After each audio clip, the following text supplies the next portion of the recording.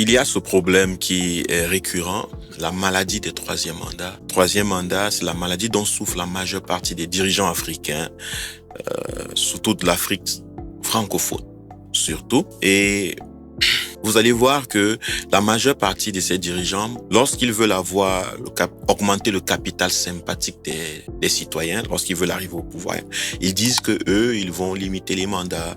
Ils ne feront pas plus de 2 mandats. Et donc, lorsqu'ils arrivent au pouvoir, ils veulent changer la Constitution. Ils changent la Constitution, veulent la modifier, emprisonnent l'opposition, torturent l'opposition, tuent l'opposition, détruisent l'opposition pour rester pour une troisième fois, pour faire un troisième et plus. Il y a même ceux qui vivent depuis plus de 40 ans au pouvoir déjà. Et c'est un problème.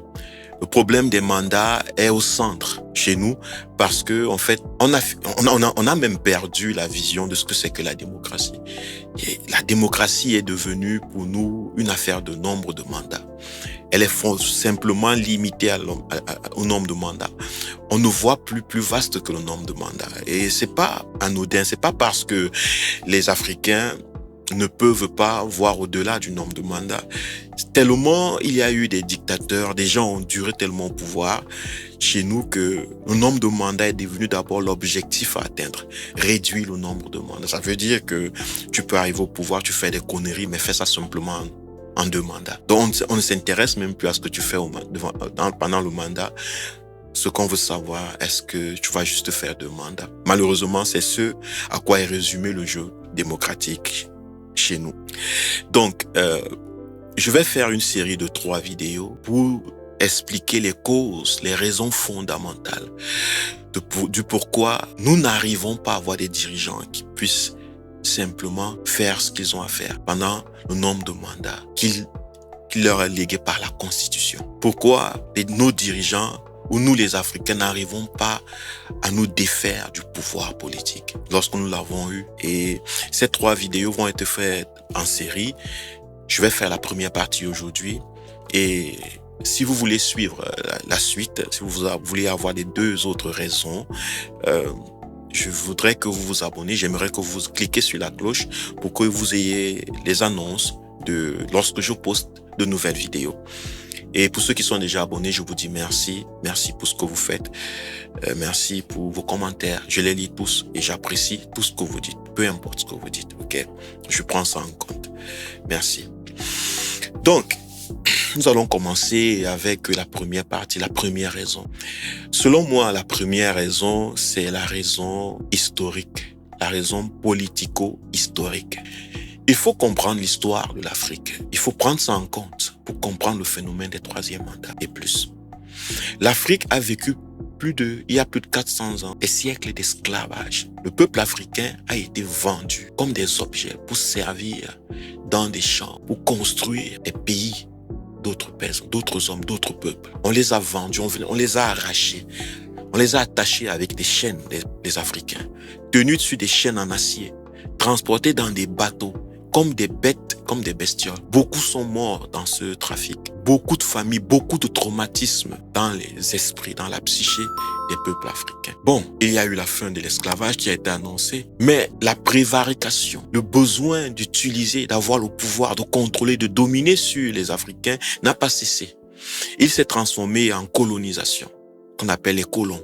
Les colons sont arrivés et ils ont pris le dessus. Ils sont venus rester maintenant sur place. Façon de nous faire croire que, ok, vous savez, on vous aime, on n'a pas un problème avec vous, on peut vivre avec vous. Et nous, les Africains, nous sommes que lorsque quelqu'un peut vivre avec nous, vient vivre avec nous, ça veut dire que cette personne nous aime ou bien nous fait du bien, nous veut du bien. Non, en fait, la colonisation a été une seconde sorte d'esclavage, un esclavage un peu plus raffiné. Donc on venait, on pille, on se rassure qu'on a le contrôle direct des richesses sur le sol, avec les armées occidentales, les armées françaises, les armées américaines, les armées de ceux qui avaient l'intérêt à garder, à voir les richesses du Cameroun, de l'Afrique, du Sénégal, du Congo, de la Côte d'Ivoire, du Gabon, de la Guinée, ainsi de suite. Ceux qui voulaient ces richesses, qui voulaient avoir le contrôle sur ces richesses, ceux qui avaient intérêt à avoir le contrôle sur ces richesses, sont donc venus sur place. et ils nous ont dominés. Mais bon, comme rien ne dure éternellement, il y a eu ce qu'on appelle des indépendances. Ces indépendances, ces semblants d'indépendance qui ont été des trucs inachevés, des décolonisations inachevées, où le désir de rester au contrôle des richesses de l'Afrique camerounaise ne s'est pas arrêté avec les indépendances.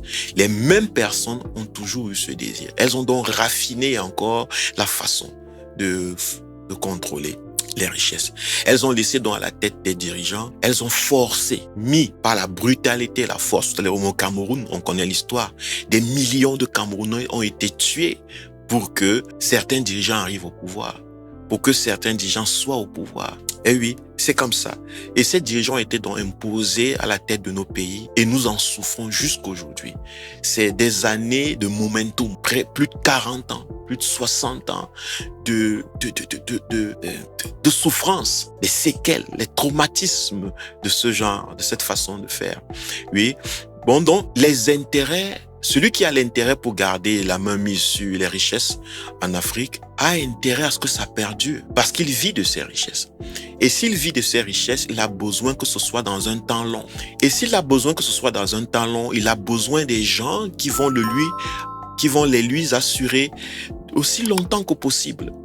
Donc, les personnes qui sont mises à la tête de nos pays ne sont pas la volonté des peuples. Il faut comprendre ça. Il faut que les peuples africains, que nous, chaque Africain, nous comprenions que ceux qui sont à la tête de nos pays ne sont pas la volonté des peuples, ne sont pas de nos volontés.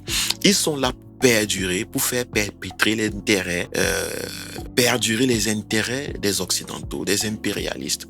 C'est ça la vérité et il faut qu'on accepte ça.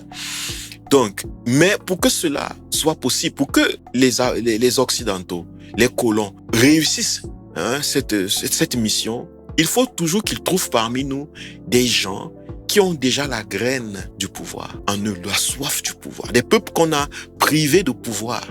Parce que le pouvoir, nous tous nous l'aimons. Le pouvoir, c'est la capacité de gérer, la capacité d'être maître de son destin. C'est ça le pouvoir. Et tout le monde veut le pouvoir. Tous les peuples veulent être maîtres de leur destin. Mais lorsque vous avez retiré la volonté, vous avez retiré cette soif, vous avez détruit, vous êtes accaparé de cette volonté d'être maître du destin, de son destin d'un peuple. Ce peuple, parmi les membres de ce peuple, une soif intense du pouvoir naît. Et je pense que ça sera la raison de la deuxième vidéo, la cause psychologique des troisièmes mandats et plus.